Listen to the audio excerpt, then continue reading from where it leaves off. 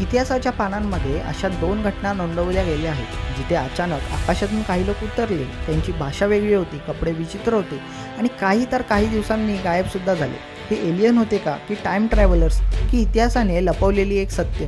नमस्कार मित्रांनो, तुम्ही पाहताय मिस्टेरियस मराठी आणि आज आपण अशा 5 सत्य घटनांबद्दल बोलणार आहोत ज्यांचा उल्लेख इतिहासात, सरकारी रेकॉर्ड्समध्ये आणि साक्षीदारांच्या लिखाणात सापडतो. या घटना आजही पूर्णपणे समजलेल्या नाही आहेत. तर पहिली केस म्हणजे अरोरा टेक्सास. 1997 आकाशातून पडलेला मानवसदृश्य जीव. 1897 साली अमेरिकेच्या टेक्सास राज्यातील अरोरा नावाच्या गावामध्ये एक विचित्र घटना घडली.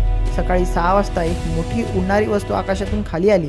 ती गावातील पवनचक्कीवरती आदळली. गावकऱ्यांनी जे पाहिलं ते धक्कादायक होतं. त्या वस्तूमधून मानवासारखा एक वेगळा जीव सापडला. उंची लहान, डोळे मोठे, कपडे पृथ्वीवरील कुठल्याही संस्कृतीसारखे नव्हते. स्थानिक वृत्तपत्र डल्लास मॉर्निंग न्यूजमध्ये ही बातमी छापली गेली.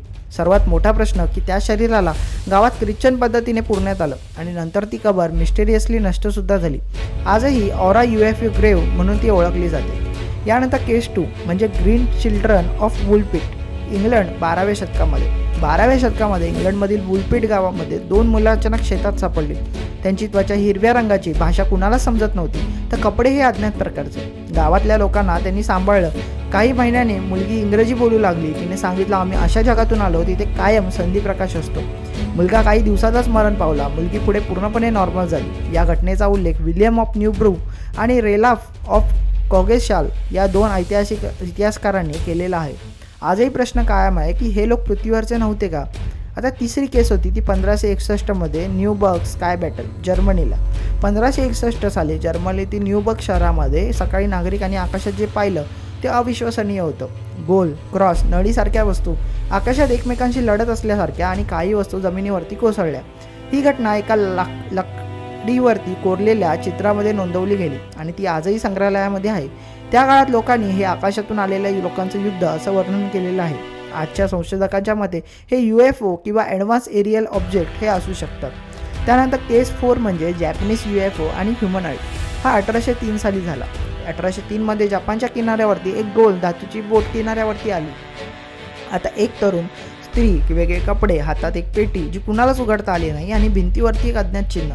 जपानी सरकारी नोंदीमध्ये ही घटना आहेत. त्या स्त्रीची भाषा कुणाला समजली नाही आणि काही केळाने ती पुन्हा समुद्रात सोडण्यात आलं. आजही प्रश्न आहे की ती स्त्री कोण होती, आकाशातून, समुद्रातून की दुसऱ्या जगातून आलेली? यानंतर केस 5 ही इंडियामध्ये. प्राचीन ग्रंथातील आकाशातून आलेले लोक. भारतीय इतिहासामध्ये रामायण, पुष्पक विमान, महाभारत, दिव्य अस्त्रधारी लोक आणि ऋग्वेद हे आकाशातून उतरलेले देव. हे वर्णन फक्त धार्मिक नाही तर advance technology, flight plus energy वेपनसारखं वाटतं. एन्शियंट इंडियन टेक्सासमध्ये आकाशचारी, देवमानव, विमानस्थ असे शब्द वापरले गेलेले आहेत. आजही काही हिस्टोरियन्स मानतात की हे एन्शियंट ॲडव्हान्स सिव्हिलायझेशन असू शकतं. मित्रांनो, या सगळ्या घटना काल्पनिक नाहीत, त्या इतिहासात नोंदवलेल्या दस्तऐवजीकृत आहेत. हे लोक खरंच आकाशातून आले होते का, की आपण अजूनही इतिहासाचा खरा अर्थ समजून घेतलेला नाही आहे? तुमच्या मते काय आहे कमेंटमध्ये नक्की सांगा. आणि अशाच गूढ सत्य घटनांसाठी मिस्टेरियस मराठीला लाईक करा, शेअर करा आणि सबस्क्राईब करायला विसरू नका.